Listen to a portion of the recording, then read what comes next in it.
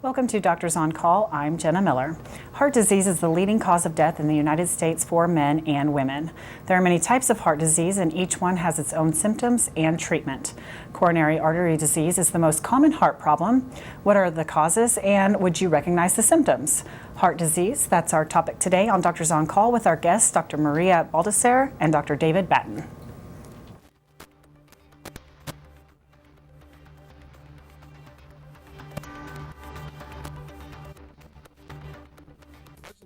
Of Doctors on Call is made possible in part by an underwriting grant from Grove County Medical Center in Quitter.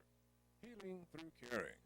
Blue Cross and Blue Shield of Kansas, serving approximately 950,000 Kansans in various programs. They value Kansans' trust.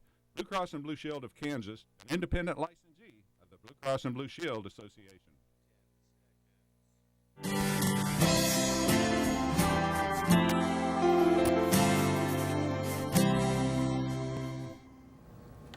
Maria Baltizar received her medical degree from Ross University School of Medicine and completed her residency at Hahnemann University Hospital, Drexel University College of Medicine in Philadelphia, where she also completed her fellowship in cardiovascular disease, in addition to a fellowship in interventional cardiology from Cooper Medical School of Rowan University, Cooper University Hospital in Camden, New Jersey.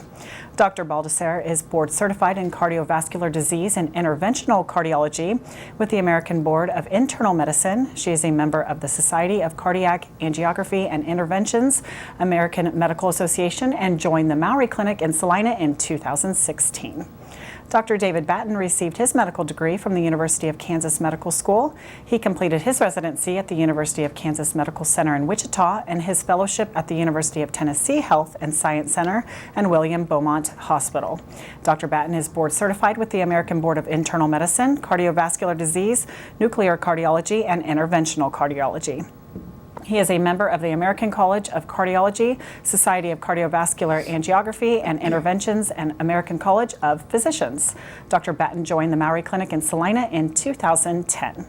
Our phone lines are open at 1-800-337-4788, toll-free if you have any questions regarding heart disease on today's show. Doctors on Call brings you information which may be useful to you when you see your own physician. Thank you for joining us tonight. Let's go ahead and get started with some of our questions before we wait on those phone calls to come in. First of all, let's talk about what are some of the types of heart disease. The different types of heart disease, you can have disease that involves the blood vessels, such as coronary artery disease. Disease of the heart muscle, its ability to relax or pump blood effectively. Have disease of the valves, the ability to open or close appropriately, or disease of the conduction tissue. And that's basically putting all of those under the constructs of heart disease. Now, what symptoms are typical for heart disease? So in the lines of coronary artery disease, which are blockages in the heart arteries, people can experience different types of symptoms. Usually it's chest pressure, sometimes associated with shortness of breath or nausea, or diaphoresis, or sweating is the other term. There are some non-classical symptoms that go along with it sometimes. Kind of reflux or burning indigestion type symptoms can be a marker of coronary artery disease, as well as just lightheadedness or easy fatigability or easy tiredness can go along with those symptoms as well. When do you suggest that a person gets to the emergency room? What kind of symptoms would they be having to get them to the emergency room? Yeah, anything that abrupt onset, that's new, or certainly worse than anything they've had before, chest pressure, chest tightness, any kind of weird symptom between here and here. Some associated things you might experience: shortness of air, feeling nauseated or upset stomach or vomiting, unexplained passing out, syncope, would be some reasons to go to the emergency room. Now, when you see a patient just in your office, what tests might be typically ordered? So based on the patient's symptoms, Sometimes the first and easiest test we do is an EKG, which is basically we take a snapshot of their electrical signals. Sometimes that can tell us if they've had prior damage to the heart or ongoing or something new that's probably changed from their previous EKG.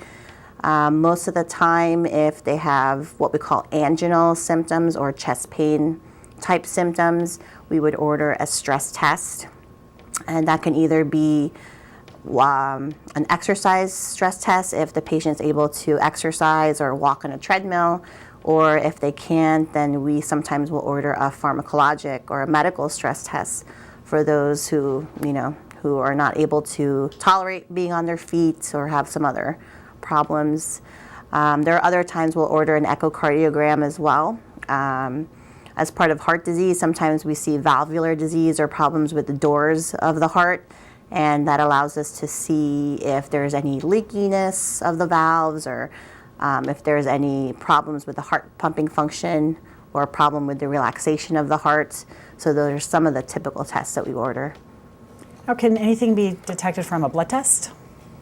Yeah, we would check, for example, someone's cholesterol levels and use that as a risk factor or marker and take that into consideration with other risk factors such as high blood pressure or diabetes, age, sex, etc. And use that in conjunction with the whole patient, taking that into account as to whether or not we would recommend treatment from a primary or secondary prevention standpoint, meaning has something happened, and if not, then we're trying to prevent that. So primary prevention versus, okay, something's already happened and we need to treat that, i.e. secondary prevention. Okay, well, we've got a caller waiting to ask a question. We're going to go to the phone lines now. We've got Janelle on the line from Chapman. Hi, Janelle, go ahead with your question for our doctors tonight. Thank you. I notice when I get highly stressed, I tend to get chest pains. Otherwise, that symptom is non-existent. Should I be concerned about a heart attack or heart disease? Well, first of all, I kind of want to ask you, do you have any risk factors for heart disease, high blood pressure or diabetes, anything along that line?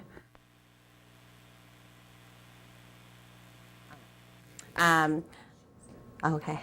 So generally, when one only experiences chest discomfort with stress, usually we would say that that would be an atypical type of presentation, because generally symptoms that are caused from coronary disease usually will occur with exertion or something else. It's not usually episodic.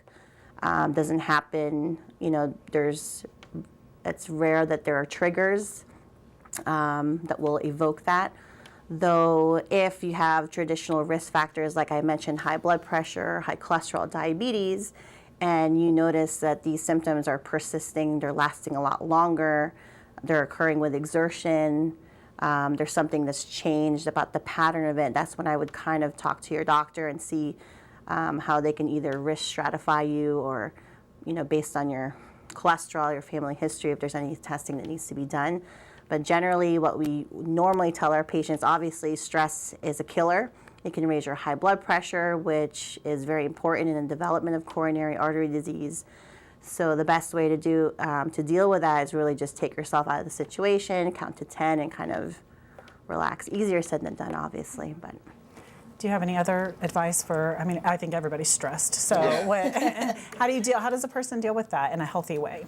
Yeah, stress is it's a bad thing, and we're not discounting it. In her instance, it's probably okay. We don't know her from Adam, obviously, but it's super common. We see it a lot. People having stress and chest discomfort. How do you got to figure out ways in your life to mitigate that stress, and everybody's different. Certainly exercise helps a lot, and it's one of the easiest things to recommend. Also, again, easier said than done. But there's different ways to exercise. Not everybody has to get on a treadmill and go for 40 minutes. It doesn't always have to be, the elliptical, etc. yoga and different things are very good for both exercise, mind, body. So anything that kind of gets you to that Zen moment, whatever it is it's important, and it needs to be balanced because it does impact you. Yeah, that's it. Now, you're talking about exercise. How much for, I guess, the average person do you suggest is a good amount of exercise? Yeah, 40 minutes a day, most days of the week. Get your heart rate and blood pressure up. Again, aerobic, generally, whatever that is for you. Doesn't necessarily have to be weight-bearing, not weight-bearing. Doesn't matter. Swimming, elliptical, etc. Everybody likes different things. It's all good. Just get out and get moving, walk, whatever. You got your little Fitbit count, move your feet in the car. Just move more than you're not. Okay. Is it true that excess abdominal fat increases the likelihood of a future heart attack?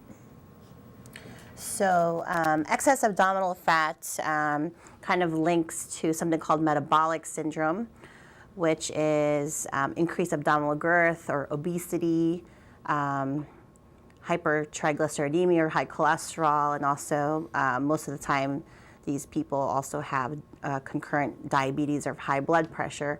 So generally, the more abdominal fat you have, the more increased insulin resistance you get, and you're more prone to developing diabetes. So therein lies the link to heart disease. So most of the time, when we see patients who are at risk, we're very genuine in saying, you should watch what you eat, start exercising, start moving more, because we know where this can lead towards. Okay, now what about blood pressure? Does it vary, a good blood pressure vary from person to person? Oh yeah, and it'll vary throughout the day, even in a single individual. It's going to wax and wane depending on what you're doing, how you're feeling, how much coffee you've had to drink, etc. I generally tell people that we want it more normal than abnormal, and that's why I think keeping a diary, keeping a list, and bringing it into your provider, whoever that is, it doesn't have to be a heart doctor, your primary care provider, is probably more or less going to handle that side of things. But yeah, you can see a lot of variations night and day, what you're doing. You want to be sitting down for at least 15 minutes, not doing anything before you check it.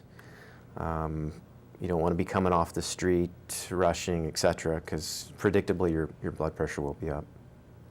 Okay, we're going to go back to the phone lines now. We've got Kathy on the line from Waukene. Go ahead, Kathy, with your question for our doctors. Yes, I was wondering, we all hear you should have a pap smear or a mammogram at a certain time or a colonoscopy. Is there a time when somebody should just have a healthy EKG check? Yeah, so this is one of those things, testing for asymptomatic individuals on the CV side. There isn't a lot of data to support doing that, and it's a practice that's quite variable. But most guidelines would not suggest doing asymptomatic screenings from our standpoint. Certainly blood pressure and cholesterol, you should have that done at 25. But there isn't, hard and fast rules in CV. Welcome, you get your 50-year-old EKG or whatever, 65 abdominal aortic aneurysm screen, ultrasound. If you have risk factors, I don't know, can you think of, what else can you? This is generally a conversation that you have with, your provider or, whoever you're seeing, not necessarily a heart doctor, depending on your family history. There are times where we may order something called a calcium score along with your cholesterol or lipid panel in order to further risk stratify you. And what that really means is whether or not you would benefit from statins or cholesterol medication to try to mitigate your risk of heart disease over the next 10 years. So We generally tend not to screen asymptomatic individuals just because you can run into a lot of false positive tests and you kind of go down that rabbit hole, which can sometimes be detrimental to patients. So we usually, we'll be able to screen you in other ways, like watching your cholesterol, making sure you don't have diabetes, make sure you don't smoke. But as far as a hard, fast rule and, getting your EKG, it's really, patient and doctor specific conversation. That's really the problem, is all the false positives that you can get from some of the screening, like an EKG. You just get a tremendous amount of false positives that would just send you down a rabbit hole that would just increase the cost to the system. Yeah. Even stress testing in a low-risk population is not beneficial and most likely to be wrong. Okay, very interesting. We've got another caller waiting to ask a question. This is Briley on the line from Great Bend. Hi there, Briley. Go ahead with your question for our doctors. I was wondering, can kids get heart disease? Yeah, great question. They can. They're usually born with it, though. And so it's usually discovered pretty early out of the womb. The caveat to that would be if there's some sort of rhythm abnormality or a problem with the chambers talking to one another. And those individuals might experience their heart racing or unexplained syncope, and that would be an electrical abnormality that they were born with. So yeah. Okay. Now, what if your child was born healthy? What might be, I guess, same symptoms as an adult? As far as, if they're saying they're having some problems, what might, be some red flags for a parent? So for a parent, some red flags would be if your child is participating in sports, for example, has episodes where they get lightheaded or pass out or black out. That may be, worth it to evaluate that. Again, family history goes a long way. If there's people in the family who've had sudden cardiac death or sudden death that they don't know what caused it, they were young, and you see certain symptoms in young people, that should also be evaluated. But young people can get also chest pain and shortness of breath, and most of the times a murmur can be identified on exam. So these are some of the things. We typically don't see children, but those are some things that pediatricians will look for in their history taking. Okay. Can we discuss the difference between good cholesterol and bad cholesterol? Yeah, it's really how that particle interacts in the body, and how it's handled by the body, and how the vasculature responds to it. And we get kind of caught up on the ratios and whatnot, and I think a lot of that's overstated to some extent. But the bad cholesterol, the LDL, is the number that we focus on. That's the number I perseverate on, to be perfectly honest. I could care less about the others 99% of the time. And we want, if anyone has coronary artery disease, I want that number as low as I can possibly get that number, because it is. It promotes the blockages in around the heart. It promotes the instability. And if someone has a genetic predisposition to hanging on to more of that bad cholesterol, then we want to identify them and certainly get those numbers down. Okay, how effective is it to take a daily aspirin? So that has become controversial too, more recently. So in patients people who have had prior heart events, that encompasses stroke, heart attacks, peripheral vascular disease or blockages in the arteries of your legs, for example, daily aspirin is beneficial, because what that really does is prevent the platelets, which kind of are the forefront of causing more blockages to come from sticking to the walls of your artery. It gets kind of hairy in patients or people who don't have any of these issues. They're young, under 50 years old, and are otherwise healthy. There's really been shown to have no significant benefit in people who just take an aspirin prophylactically because they're thinking they're kind of mitigating or warding off stuff later on. Aspirin is not a benign drug. You can bleed from it or have other issues from it. So in patients, in summary, I would say in patients who have had a coronary event, aspirin is very beneficial, especially in preventing the next heart attack or the next event. In patients who are under 50, who don't have any risk factors, I mean, that would be another discussion between them and their provider, but there's really been shown to have no benefit in those low-risk individuals. Can an aspirin, you hear people that will take when they think they're having a heart attack, so they take the aspirin, can that save their life, or is that beneficial? Yes. Mm-hmm. Take one, yes. Absent, that's all you need to say. Okay. It can, yeah. Okay. How does family history affect a person's probability for heart disease? It's concerning because there's no test that that you can reliably use to say this is what I need to treat or this is what I need to do, or we don't know what kind of genetic mechanism gets turned on to promote that kind of early atherosclerosis. I just know that in dealing with a younger patient with a family history of early onset heart disease, kind of in their 40s, 50s, that we're going to treat their risk factors very aggressively. They do need to be on the aspirin. They do need to be on cholesterol-lowering drugs. They do need to be mindful of their blood pressure. They do need to be mindful of their sugars, and they need not smoke ever. Don't be around it. Don't pick it up. Don't look at it, etc. Okay, point well taken. What can a person do to fight heart disease? So Dr. Battin mentioned it.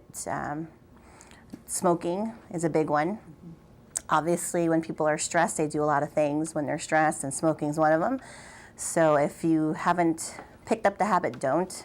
It's terrible. Not only causes coronary artery disease, it can cause stroke, it can cause peripheral vascular disease and limb loss. And most people don't know this, but it can actually cause intestinal ischemia as well.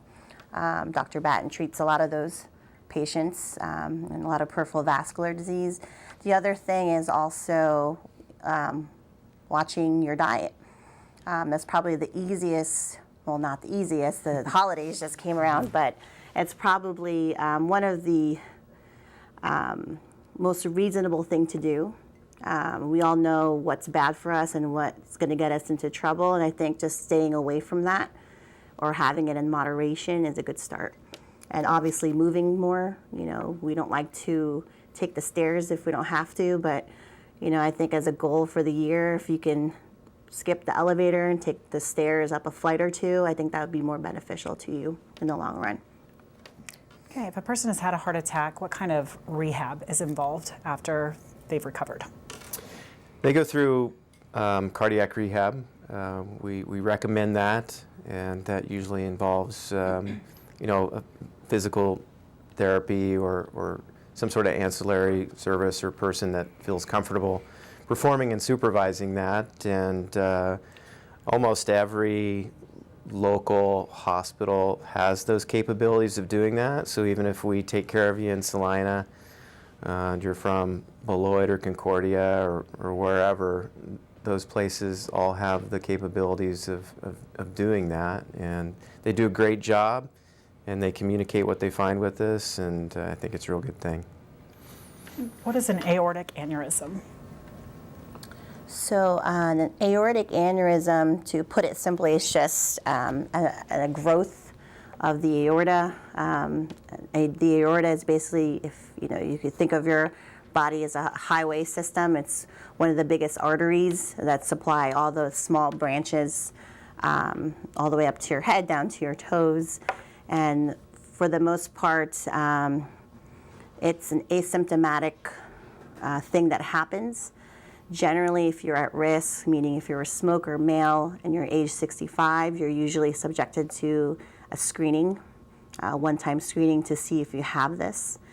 Blood pressure can also be a factor in how much the aorta grows in diameter, and this is something that your regular provider as well as us, the cardiologists, usually monitor if we find this in patients.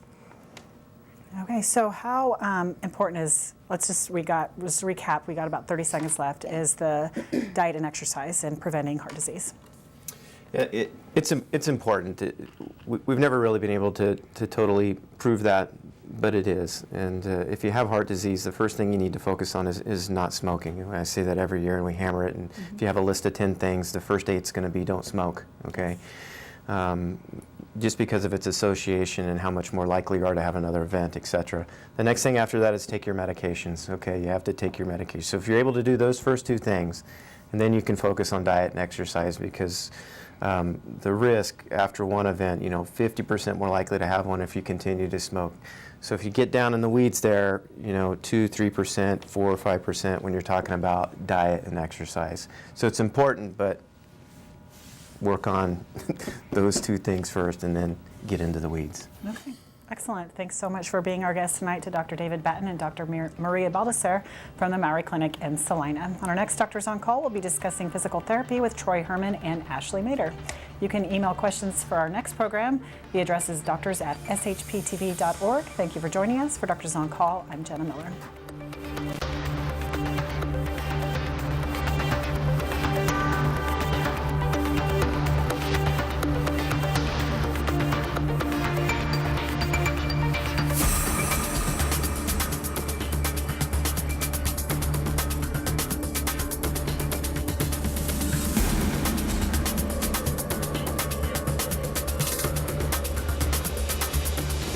Doctors on Call is made possible in part by an underwriting grant from Grove County Medical Center. Healing through Clarity. Blue Cross Blue Shield of Kansas, serving approximately 950,000 Kansans in various programs. We value Kansans' trust. Blue Cross and Blue Shield of Kansas, an independent licensee of Blue Cross and Blue Shield Association.